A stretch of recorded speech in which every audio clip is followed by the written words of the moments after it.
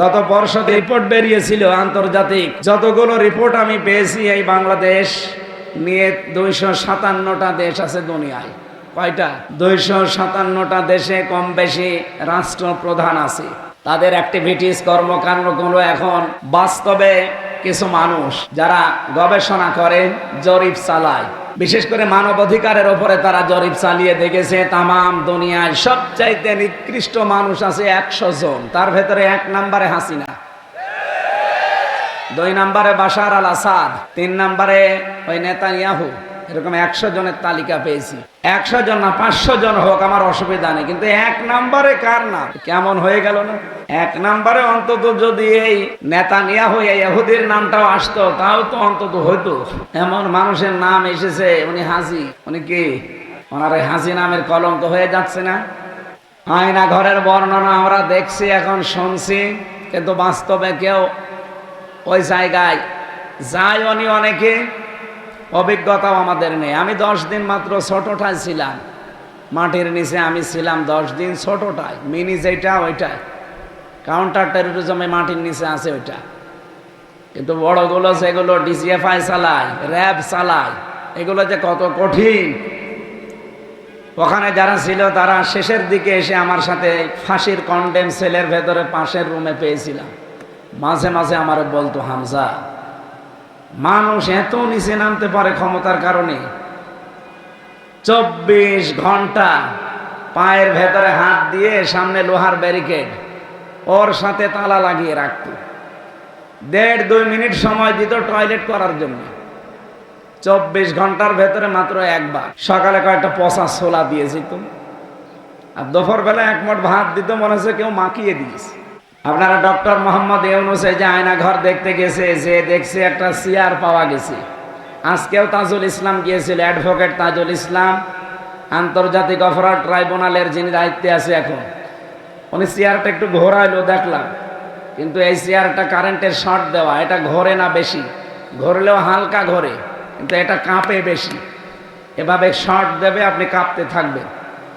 আমারে যেটাই নিয়ে বসায়নি, আমারে দেখিয়েছিল। আমার আগে একজনকে দেখলাম বসিয়েছে, এই হাতের সাথে পায়ের সাথে ক্লিপ আটকিয়ে দেয়, গলার সাথে একটা ফিতা বেঁধে দেয়, শুধু একবার সুইচ টিপ দেবে, 1 মিনিটে 120 বার ঘুরবে। 1 মিনিটে যদি 120 বার হয়, সেকেন্ডে কয়বার? টের পাচ্ছেন আপনি কি অবস্থা দাঁড়ায়? 1 মিনিট পরে মনে হবে আমি 4-5টা দুনিয়া দেখতে পাচ্ছি।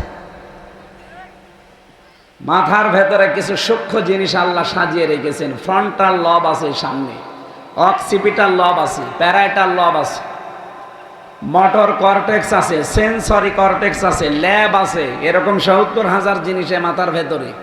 এত সূক্ষ্ম, এখানে কম্পিউটার ভিড়ালে আমি আপনাকে দেখাতে পারতাম।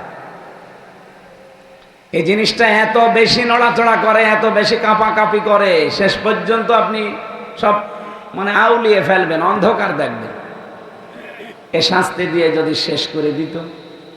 আমি দেখলাম ওরা একটা মেশিন নিয়ে আসলো, এই হাতের সাথে আর পায়ের সাথে এমনভাবে সেট করা, শুধু একবার সুইচ টিপ দেবে, আস্তে করে নখগুলো সব খুলে একবারে চলে আসবে। নখ খুললেই কিন্তু ফিনকি দিয়ে রক্ত বের হয়, আর ঠিক ওই সময় তার উপরে লবণ ছিটিয়ে দেয়।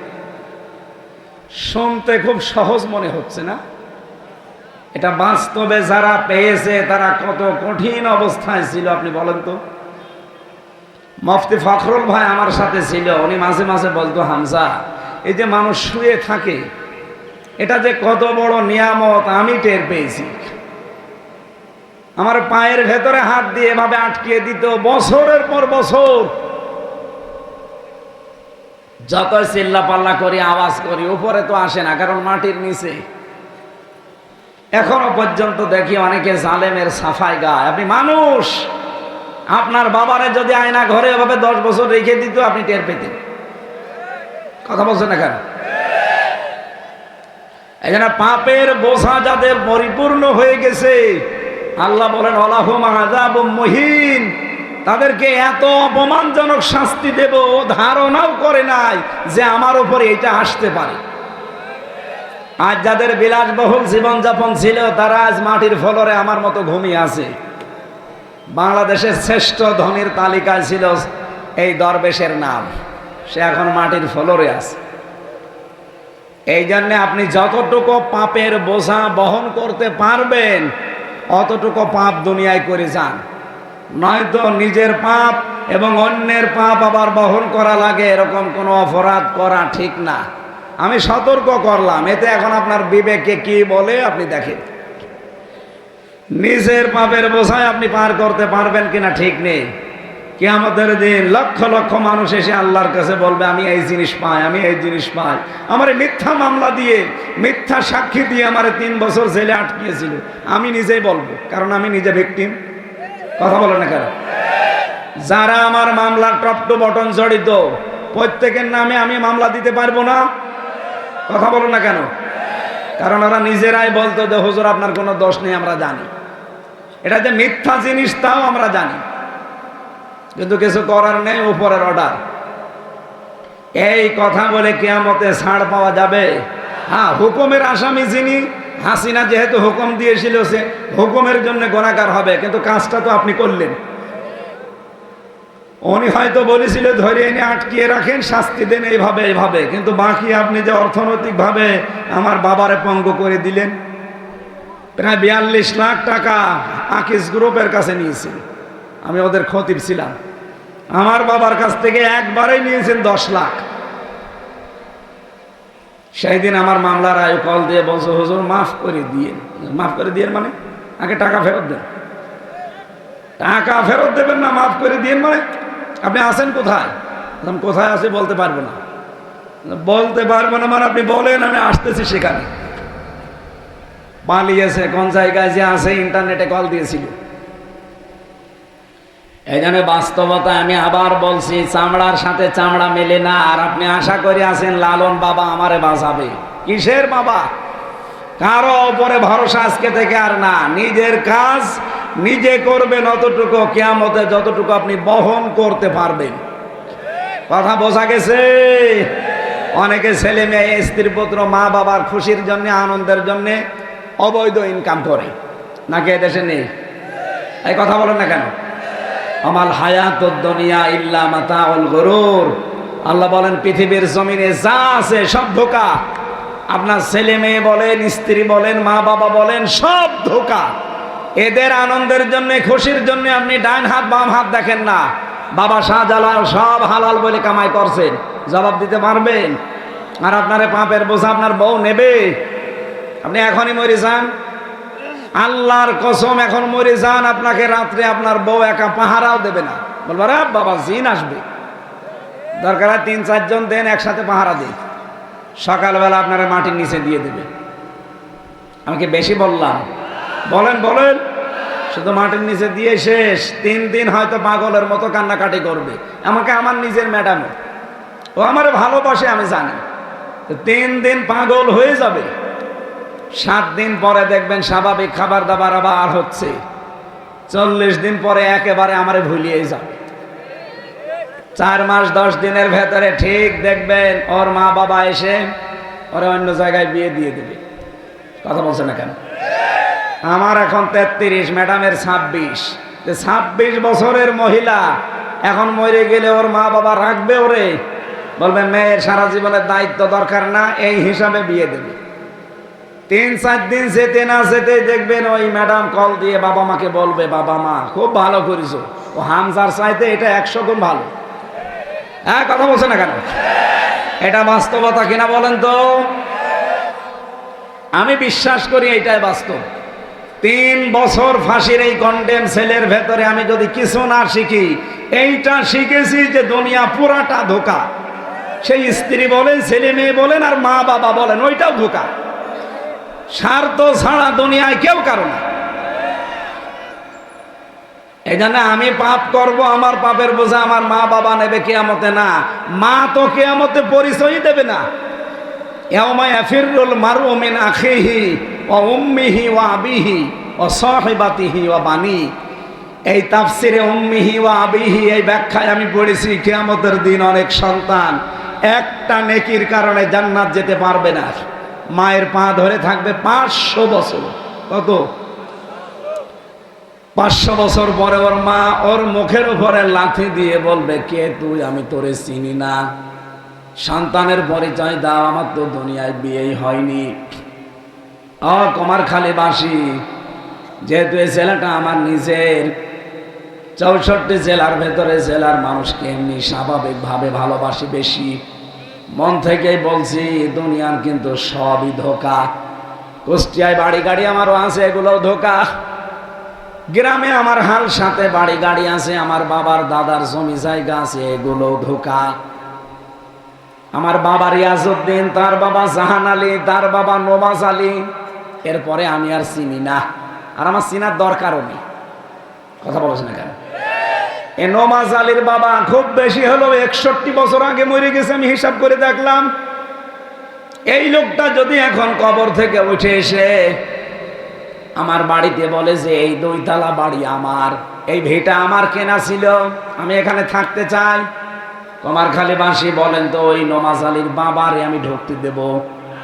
কিসের নওয়াজ আলীর বাবা আপনি? আমি তো নওয়াজ আলীকে চিনি না। এই কথা বলছেন না কেন? এই জন্য আমি আবার স্মরণ করাচ্ছি, আমি নিজে স্মরণ করছি, সবাইকে করাচ্ছি, কেউ কারো না। সুতরাং কারো জন্য নিজের আখের যেন আমরা নষ্ট না করি। আল্লাহ আমাদের সম্মতি দান করেন, বলেন আমিন। আমরা 5টা জিনিস এভাবে পুরা শরীরের ভেতরে পেয়েছিলাম, এগুলো সব বাদ দিলাম, সময় কম তো আমি তাড়াতাড়ি করছি। দরুদ আর সালাম পাঠ করার মাধ্যমে আজকে আরম্ভ করছি সূরা মায়েদা 55 নম্বর আয়াত। আমার আলোচনার বিষয় অভিভাবক। কি বললাম? আরো জোরে বলেন। পরিবার, সমাজ, রাষ্ট্রে, পৃথিবীতে কাকে আপনি অভিভাবক হিসাবে গ্রহণ করবেন, কেন করবেন, কেমন ভাবে করবেন, এই কথাগুলো আজকের আয়াতে আছে। কোন সূরা বললাম যেন? মায়েদা। বলেন বলেন। তাম পৃথিবীটা আল্লাহ মায়েদা। এখান থেকে একটা হাদিস এসেছে, আয়াতের শানে নজরের ভেতরে পেয়েছি। নবীজি জানিয়েছেন এই যে মায়েদা মানে দস্তরখানা, তাম দুনিয়াটা আমার আল্লাহ খাবারের প্লেটের মতো সাজিয়ে দিয়েছেন। এখানে রিজিকের দায়িত্ব আল্লাহর, এটা কারো হাতে আল্লাহ দেয়নি। কুষ্টিয়ার মানুষেরা কারো রিস্কের দায়িত্ব কারো বাবার না, মায়ের না, স্বামীর না, সন্তানের না, নেতার না, রিস্কের দায়িত্ব কার? এই জন্য যে দায়িত্ব আল্লাহ নিয়েছে ওইটা নিয়ে আপনার চিন্তা করার দরকার নেই। যেটার দায়িত্ব আল্লাহ নেয়নি ওইটা নিয়ে চিন্তা করেন। আল্লাহ নেয়নি কোন দায়িত্ব? আপনি কি করবেন না করবেন এই দায়িত্ব আল্লাহ নেয়নি। এই জন্য এমন কোন কাজ করা ঠিক না যে চোখ বন্ধ হওয়ার পরে আমার আবার আফসোস করা লাগে। এমন কিছু কিছু কাজে আঞ্জাম দেওয়া দরকার। হযরতে আবু যর গিফারী রাদিয়াল্লাহু তাআলা আনহু বলেন, আমার বন্ধু মুহাম্মদুর রাসূলুল্লাহ সাল্লাল্লাহু আলাইহি ওয়াসাল্লাম আমাকে 7টা বিষয়ের উপদেশ দিয়েছিলেন জীবনে। আমার ওই 7টা বিষয় সারা জীবন আমি মনে রেখে রেখে চলেছি। তার 1 নম্বরে আমার বন্ধু আমাকে বলতেন, আবু যর আখিরাতের বিষয়ে সব সময় উপরের দিকে তাকাবা, আর দুনিয়ার বিষয়ে সব সময় নিচের দিকে তাকাবা। যখনই মনের ভেতরে একটু উকিঝুঁকি আসবে, শয়তান হয়তো ওয়াসওয়াসা দিতে পারে যে তোর কি আছে, তখনই ভাববেন যে আমার চাইতে এমন মানুষ আছে যার আমার চাইতেও কিছু নেই। আমি তো অন্তত একটা ঘরের ভেতরে মাথা দিয়ে রাখতে পারি। কত মানুষ এই বাংলাদেশে আছে কুমারখালী স্টেশনে থাকে। এক কথা বলো না কেন? আমার তো 1 বিঘা জমি আছে, কারো তো জমি নেই। হযরতে ঈসা রূহুল্লাহ আলাইহিস সালাতু ওয়াস সালাম উনি পৃথিবী বিমুখ মানুষ ছিলেন।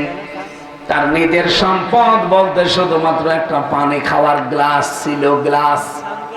একবার নদীর পাশ দিয়ে যাওয়ার সময় দেখেন একটা লোক পানি খাচ্ছে, হাতের উপরে পানি তুলে আসলা করে। অনেকক্ষণ দৃশ্য দেখার পরে ডাক দিয়ে বললেন, রব্বুল আলামিন, আমি তো ভাবতাম যে আমার মনে হয় কিছু নেই, অথচ এই লোকটা দেখি পানি খাওয়ার গ্লাসও নেই, পানি হাতে তুলে খায়, আমার তো গ্লাস আছে। দুনিয়ার জীবন যেহেতু ধোঁকা, একে ধরলেও থাকে না, এইরকম জীবনের জন্য গ্লাসও আমার লাগবে না, যান গ্লাসটাও ছুঁড়ে ফেলে দিলেন। এজন্য দুনিয়া সম্পর্কে যত সচেতন হতে পারবেন, আপনার মনের ভেতরে একটা অনির্বচন সুখ আল্লাহ তাড়াতাড়ি দান করবে। হযরতে আবু যর বলেন, দ্বিতীয় নম্বরে সব সময় নবীজি আমাকে বলতেন, বন্ধু আবু যর, আখিরাতের বিষয়ে সব সময় উপরের দিকে তাকাবা, যে আমি আর এই 33 বছর বয়সে কি করলাম। আমার এই বয়সে এমনও মানুষ আছে তারা আমার আল্লাহকে খুশি করে ফেলেছে। এখানে যারা বসে আছে প্রথম সারিতে, এই এদিকে তাকা, এই যে প্রথম সারিতে যে কয়জন বসে আছি আমরা, কিয়ামতের ময়দানে যদি এই কয়জন মানুষকে আল্লাহ এক জায়গায় ডাক দেয়, বলেন তো এই কয়জন মানুষের ভেতরে আমরা যা করি ওই সময় কিন্তু আফসোস আসবে না? এখনই করা দরকার। প্রতিটি মানুষ যেন এখনই আমরা ভাবি যে কিয়ামতের দিন আল্লাহর সামনে যখন আমরা এই কয়জন দাঁড়াবো, আমি কি নিয়ে দাঁড়াচ্ছি আর উনি কি নিয়ে দাঁড়াচ্ছে, আমার কতটুকু স্যাক্রিফাইস আছে ইসলামের জন্য, মানবতার জন্য। উনি যদি নিজের থেকে চিন্তা করে যে আমি কি করলাম, কি নিয়ে আল্লাহর সামনে দাঁড়াবো, দেখানোর মতো আমার কি আছে, এই চিন্তা যত বেশি মানুষের ভেতরে উদয় হবে, ওই মানুষটার জীবন তত বেশি পরিচ্ছন্ন হতে থাকবে। আপনি একটু উপরের দিকে তাকিয়ে ভাবেন তো, আমার বয়সী দেলাওয়ার হোসেন, শিবিরের সাবেক সভাপতি, এই লোকটা ইসলামের জন্য কি করলো আর আমি কি করলাম। সেই ইমানের উপরে টিকে থাকতে গিয়ে 57 দিন রিমান্ডে ছিল। তার লজ্জা স্থানের ভেতরে তার গরম করে ঢুকিয়েছে এই জালেমরা, তার পুরুষাঙ্গ নষ্ট হয়ে গেছে। আমাকে যে রিমান্ডে নিয়েছিল সঞ্জয় দত্ত, এই শয়তান অফিসার, ওনারও দায়িত্বে ছিল। আমার নিজে বলতো যে দেলাওয়ারকে আমরা ফুটবলের মতো লাথি দিয়েছি। বলেন তো এই ছেলেটার যে স্যাক্রিফাইস, 57 দিন এই বাংলাদেশের ইতিহাসে রিমান্ডে কেউ যায়নি, অথচ জালেমরা তাকে তার ইমান থেকে এক চুলও টলাতে পারেনি। কথা বলেন না কেন? কিয়ামতে আপনিও উঠবেন, আমিও উঠবো, দেলাওয়ারা উঠবে। তার যে কষ্ট, তার যে স্যাক্রিফাইস, ত্যাগ ইসলামের জন্য, আর আমরা কি দুইজনই এক জান্নাত পাবো? জীবনেও না। এজন্য আখিরাতের দিকে সব সময় উপরের দিকে তাকানো দরকার, যে আল্লাহ এইগুলো কি করেছে আর আমি কি করছি। 3 নম্বরে আমার বন্ধু আমাকে সব সময় বলতেন, আবু যর, চলতে ফিরতে উঠতে বসতে এই শব্দটা মুখ থেকে সরাবা না, আলা হাওলা ওয়ালা কুওয়াতা ইল্লা বিল্লাহ। সুতরাং এখন থেকে নবীজির এই নির্দেশ দেওয়া কথাগুলো একটু মেনে চলা যাবে না। এজন্য রিস্কের চিন্তা আমাদের না, রিস্কের চিন্তা কার?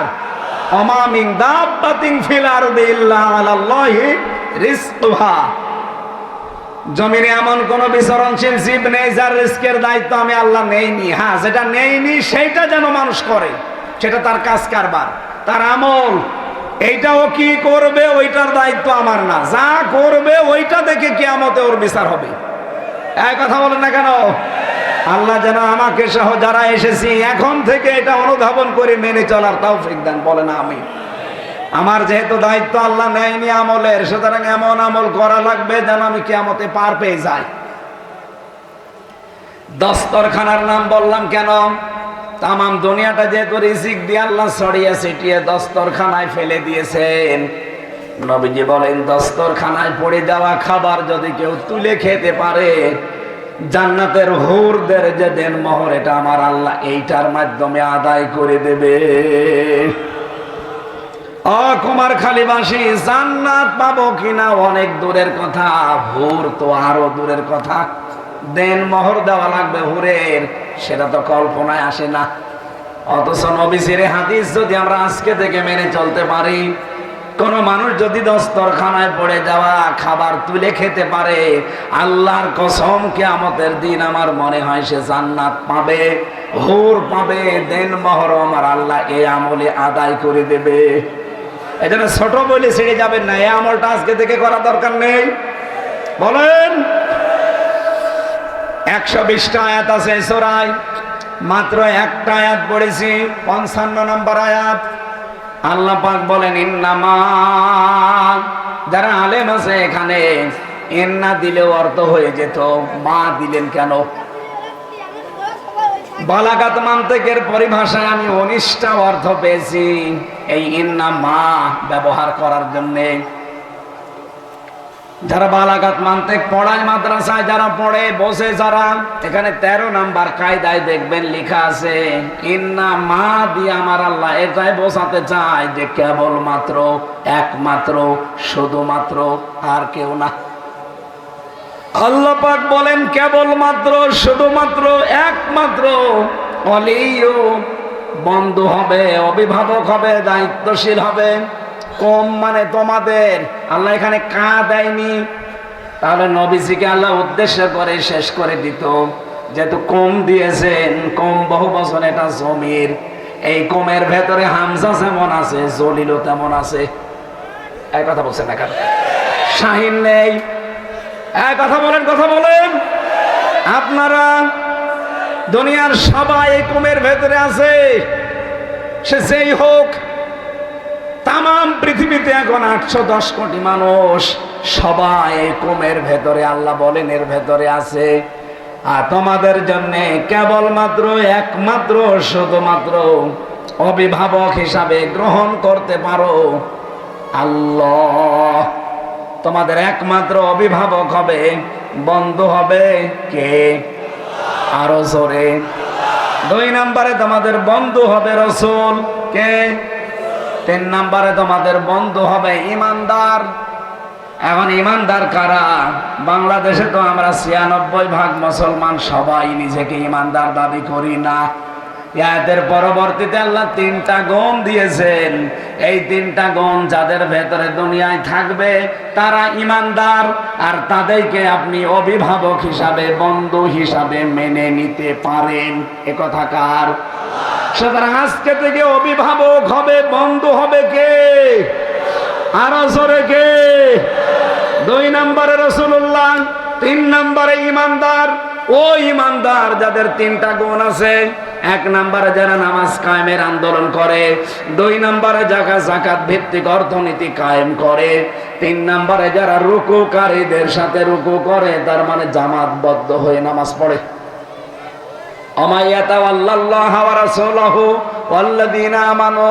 যে ব্যক্তি আল্লাহ রাসূল আর এইরকম ইমানদারদের দিকে ফিরে আসবে, আল্লাহ বলেন এরা হচ্ছে আল্লাহর সৈনিক, সেনাবাহিনী। ফাইন্না হিজবাল্লাহি হুমুল গালিবুন, অবশ্যই আল্লাহর সেনাবাহিনী, আল্লাহর দল যারা, এরা গালেব, এরা বিজয়ী হবে। এ ঘোষণা কার? শুধু হবে বলতে পারতেন, ইন্না দিয়েছেন আবার অবশ্যই হবে। সুতরাং সামনে আপনি কাকে অভিভাবক হিসাবে মেনে নেবেন, গ্রহণ করবেন, আজকের আয়াতের ভেতরে যেহেতু আছে, এবার আপনার জীবনে মিলান। আমি 1 নম্বরে পয়েন্টে কার নাম বললাম? এই জবান করেন না কেন? কার নাম বললাম? আরো জোরে বলেন। আপনি আন্দাজে আল্লাহকে বন্ধু পাবেন না। কোরআনে কারীম জানিয়েছে কেউ যদি আল্লাহকে বন্ধু হিসাবে পেতে চায়, আর আল্লাহ যদি দুনিয়ায় কাউকে বন্ধু হিসাবে গ্রহণ করতে চায়, তার একটা শর্ত মানা লাগবে। আল্লাহু ওয়ালিয়ুকুমুল, আল্লাহু ওয়ালিয়ুল্লাযীনা আমানু। সূরা বাকারা 3 নম্বর পারার 1 নম্বর পৃষ্ঠার 1 নম্বর লাইনের 257 নম্বর আয়াতের প্রথম অংশে আছে, আল্লাহ বলেন যারা ঈমান এনেছে এই মানুষগুলো আমি আল্লাহর বন্ধু। বলেন সুবহানাল্লাহ। এরা আমি আল্লাহ এদেরকে বন্ধু হিসাবে গ্রহণ করেছি। এই মানুষগুলো আমি আল্লাহকে অভিভাবক পাবে। এখন আমি আল্লাহ যাদের বন্ধু হয়েছি, অভিভাবক হয়ে গেছি, আমার তো একটা দায়িত্ব এসে যায় তাদের উপরে। কি করব তাদের? আমার বন্ধুকে তো আমি জাহান্নামে যেতে দিতে পারি না। ইখরিজুহুম মিনাজ যুলুমাতি ইলান নূর। আমি আল্লাহ যাদের বন্ধু হিসাবে গ্রহণ করি, আমার দায়িত্ব হচ্ছে ওই বন্ধুকে জুলুমাত থেকে, অন্ধকার থেকে আলোর দিকে বের করে নিয়ে আসা। কুমারখালীবাসী, এই পৃথিবীতে যত অন্ধকার আছে, পানির নিচের অন্ধকার, ঘরের ভেতরের অন্ধকার, মানুষের পেটের ভেতরের অন্ধকার, সব চাইতে বড় অন্ধকার হচ্ছে মানুষের তৈরি করা আইন। এই কথা বলে না কেন? এটাকে আমি বানিয়ে বললাম। পৃথিবীতে আইন তৈরি করতে পারে শুধুমাত্র আল্লাহ, তাছাড়া আর কেউ পারে না। এই জন্য সামনে রমজান মাস, এ মাসে আমার আল্লাহ আমাদেরকে যে ফুরকান দিয়েছেন, ফুরকান মানে কোরআনে কারিমে ফুরকান নামে একটা সূরা আছে, তার বাংলা অর্থ হচ্ছে সংবিধান। ফুরকান মানে কি? আরো জোরে বলেন। ৭৭টা আয়াত আছে, ৭৩টা ধারা আছে এর ভেতরে। রমজান মাস পেয়েছেন, ফুরকান মাসে, কিন্তু এই ৭৩টা ধারা দিয়ে সামনে যদি আপনি সংবিধান বানাতে না পারেন, রমজান আসবে যাবে, আপনার কোনো উপকার হবে?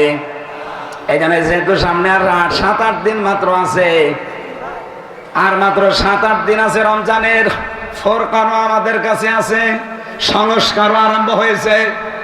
আমরা চাই ডক্টর মোহাম্মদ ইউনূস, দুইজন নবীর নাম নিয়েছেন, একটা মোহাম্মদ, একটা ইউনূস। কথা বলছেন না কেন? দুই নবীর নাম নিয়ে বসে আছেন আপনি। 18 কোটি মানুষের পক্ষ থেকে আমরা আহ্বান জানাচ্ছি, সামনে রমজানে ফুরকানকে এই ৭৭টা ধারা দিয়ে সংবিধান বানিয়ে দেন। ডক্টর কামালের লেখা সংবিধান দিয়ে 54 বছর তো আমরা দেখলাম। কি কথা বলেন না কেন? এই সংবিধান দিয়ে বাংলাদেশে চোর চুরি করলে ডাকাত হয়, ডাকাত জেলে গেলে খুনি হয়, গাঁজাখোর গাঁজা খেয়ে জেলে গেলে গাঁজার গাছ লাগায়। আমার নিচতলায় একজন ছিল, আমি দেখেছি, জেলার একদিন এসে বলছে, এই তুই গাঁজার গাছ পেলি কোথায়? ভেতরে টবের ভেতরে গাঁজার গাছ লাগিয়েছে। বলছে, স্যার আমি গিয়েছিলাম আদালতে হাজিরা দিতে, ওই জায়গায় যে আমার বন্ধু বান্ধব আছে না বাইরে, তারা আমার গাঁজার একটা টোপলা দিয়েছিল, ওই গাঁজার বীজ, ওটা আমি মুখের ভেতরে নিয়েছিলাম, আসার সময় মেশিনে স্ক্যান করে ধরা পড়িনি। ওটা ভেতরে এসে আমি এই যে পানি খাওয়ার যে বোতল, উপরের মাথা কেটে ফেলে দিয়ে ওর ভেতরে মাটি দিয়ে টব বানিয়েছি, ওখানে গাঁজার গাছ আজ 2 মাস আগে লাগিয়েছি। দেখেন স্যার কত বড় হয়েছে। জেলার তো হিন্দু দেবদুলাল, ও ডাক দিয়ে বলছে, শয়তান, তোরে পুলিশে গাঁজা খাওয়ার কারণে দিল জেলে, তোরে আমি রাখলাম ফাঁসির কন্ডেম ছেলে, আর তুই এর ভেতরে এসে গাঁজার গাছ লাগিয়েছিস। তোরে তো স্বর্গে দেওয়া দরকার। ও তো জান্নাত বিশ্বাস করে না, কি বলছে? স্বর্গে দেওয়া দরকার তোরে। বাংলাদেশে ওনার বানানো সংবিধান দিয়ে ডক্টর কামালের 54 বছর আমরা দেখতে পাচ্ছি। আমি তো 33 বছর দেখছি। এ মানুষগুলো তো সারা জীবনে দেখছে, কিচ্ছু হয়নি, গাজার গাছ আরো লাগিয়েছে। চোর যায় 3 মাস পরে ডাকাত হয়ে বের হয়, ডাকাত গেলে খনি হয়ে বের হয়, খনি গেলে কি হবে? এদেশে পরিবর্তন হওয়ার জন্য সূরা ফুরকান ৭৩টা ধারার যে সংবিধান আল্লাহ বানিয়েছেন, আশা করবে 18 কোটি মানুষের পক্ষ থেকে এই আবেদন আমরা জানাতে চাই, এটা একটু জারি করে দেন। আল্লাহর কসম 41 সাল লাগবে না, 41 ঘন্টায় বাংলাদেশ মিনি জান্নাত হয়ে যাবে। নাকি বিশ্বাস কোরআনের উপরে আমাদের নেই? কথা বলেন নেই? এইটার কথা বললে আপনার কাছে রাজনীতি মনে হয় কোন কারণে? বলেন। ঠিক আছে, ঠিক আছে, বসেন।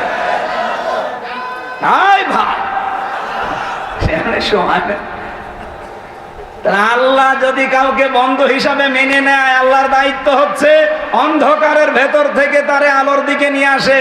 আপনি দেখবেন ও আস্তে আস্তে মানুষের তৈরি করা আইন কানুন দিয়ে যে দল গঠন করা হয়, দল ছেড়ে দেবে, ইসলামের দিকে আলোর দিকেও ফিরে আসবে। তখন সে যেন বিশ্বাস করে আল্লাহ আমাকে বন্ধু হিসাবে গ্রহণ করেছে। আর যদি দেখেন না ইসলামে ছিলাম আরো বের হয়ে চলে যাচ্ছি, আল্লাযীনা কাফারু আউলিয়াউহুমুত তাগুত ইখরিজুনাহুম মিনান নূরি ইলা যুলুমাত। আল্লাহ বলেন শয়তানেরও বন্ধু আছে, যারা কাফের তারা তাগুতের বন্ধু। শয়তান তাদের কাজ চালায় কি, তাদেরকে ইসলামের ভেতর থেকে বের করে ওদেরকে অন্ধকারের দিকে নিয়ে যায়। আপনি যখন দেখবেন ইসলামী অর্থনীতি আপনার ভালো লাগে না, ইসলামী রাজনীতি আপনার ভালো লাগে না, আপনি মানুষের তৈরি করা নিয়মের দিকে ছুটে যাচ্ছেন, আপনি বিশ্বাস করতে পারেন শয়তান আপনাকে বন্ধু হিসাবে গ্রহণ করে ফেলেছে। আজকে জলিল সাহেব যদি বাড়িতে যায়, এখন সালাম দিচ্ছে স্ত্রীকে, ওনার বউ বের হয়ে বলছে কুকুরের বাচ্চা, ভালো লাগবে ওনার? বলেন বলেন, রাগ করবে না? জ্ঞানী মানুষ হলে ওনার রাগও হবে না, চিন্তা করবে কি গো, একটা শিক্ষিতা মেয়ে, ধার্মিক মেয়ে, ভালো বংশের মেয়ে, কোনদিন এই মেয়েটা আমার সংসারে এসে আমার মুখের ওপরে মুখ তুলে কথা বলে না, আর আজকে সালাম দিলাম অথচ আমারে গালি দেয় শুকুরের বাচ্চা, কুকুরের বাচ্চা বলে। অবশ্যই আমার বউ আর স্বাভাবিক নেই, এই বউকে জিনে ধরেছে। কিসে ধরেছে? পরিতে ধরেছে, এই জন্য অস্বাভাবিক হয়ে গেছে। আপনি যখন দেখবেন মানুষের তৈরি করা আইন নিয়ম কানুন আপনার ভালো লাগে, ইসলামের নিয়ম কানুন ভালো লাগে না, আল্লাহর কসম আপনার বিশ্বাস করা লাগবে শয়তান আপনাকে দখল করে ফেলেছে। এরকম শয়তানের দখলে যাওয়া মানুষ দেশে নেই। কারা আছেন হাত তোলেন তো। আপনি 2 নম্বরে রাসূলুল্লাহকে বন্ধু হিসাবে মানা লাগবে। আল্লাহকে বন্ধু যারা পাবে, আল্লাহ যাদেরকে গ্রহণ করবে, এই কাজগুলো আল্লাহ তাদের উপরে করবে, অন্ধকারের ভেতর থেকে আলোর দিকে নিয়ে আসবে। 2 নম্বরে রাসূলুল্লাহকে বন্ধু পেতে হলে 4 দফা কর্মসূচি হাতে নেওয়া লাগবে। 4 জায়গায় আয়াত আল্লাহ কোরআনে দিয়েছেন। সূরা বাকারা 129 নম্বর আয়াত, সূরা বাকারা 151 নম্বর আয়াত, সূরা আলে ইমরান 164 নম্বর আয়াত, সূরা জুমা 2 নম্বর আয়াত। 4 জায়গার আয়াতগুলো বাড়ি যেয়ে মিলিয়ে নেবেন আপনি রাসূলুল্লাহর বন্ধু হতে পেরেছেন কিনা। 3 নম্বরে ওয়াল্লাযীনা আমানু, যারা ঈমানদার, সব ঈমানদারকে বন্ধু হিসাবে গ্রহণ করা যাবে না। আল্লাযীনা ইউকিমুনাস সালাহ, যারা এই দেশে নামাজ কায়েমের জন্য চেষ্টা করে, তারা হবে আপনার বন্ধু, আপনার অভিভাবক। এই কথা বলেন।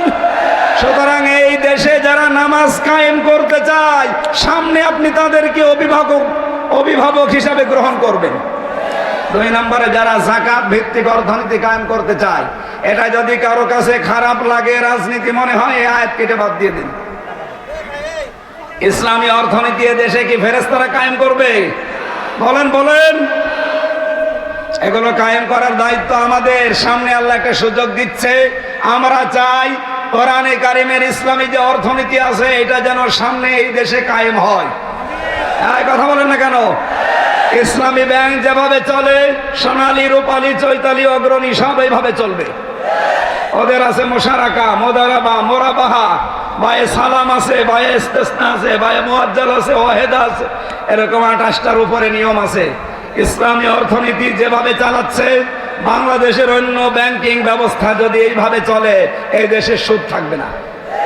আর এটা কায়েম করার দায়িত্ব কাদের? অহম রাকিউন, যারা রুকুকারীদের সাথে রুকু করে, তার মানে জামাতবদ্ধ হয়ে যারা নামাজ পড়ে। এদেশে আমি অন্যদিকে নিয়ে যাবেন না, নিজে দেখেছি, এই জন্য বলছি। এদেশে এমন একটা দল আছে, আপনি জামাতে নামাজ পড়েন না, একা একা পড়েন, ওইটা আবার লিখে পরের দিন দেখানো লাগে। এই কথা বলেন না কেন? আছে না এরকম দল? তাহলে অবশ্যই আপনি দেখবেন লোকটা নামাজ একা পড়ে না জামাতে পড়ে। এই 3টা গুণ যাদের ভেতরে আছে, তাদেরকে বন্ধু হিসাবে, অভিভাবক হিসাবে মেনে নেওয়া লাগবে। আল্লাহ আজ আমাদের প্র্যাকটিক্যাল লাইফে মেনে চলার তৌফিক যেন দান করেন। বলেন আমিন।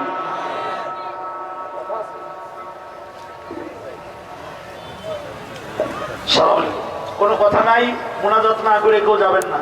আজকের মাহফিলের সম্মানিত সভাপতি সাহেব শুধু সালাম বিনিময় করবেন, তার সাথে মুফতি আমির হামজা সাহেবের কাছে একটা স্লিপ আসছে, তার উত্তরটা দিয়েই মুনাজাত হবে। আপনি যাবেন না মাহফিল?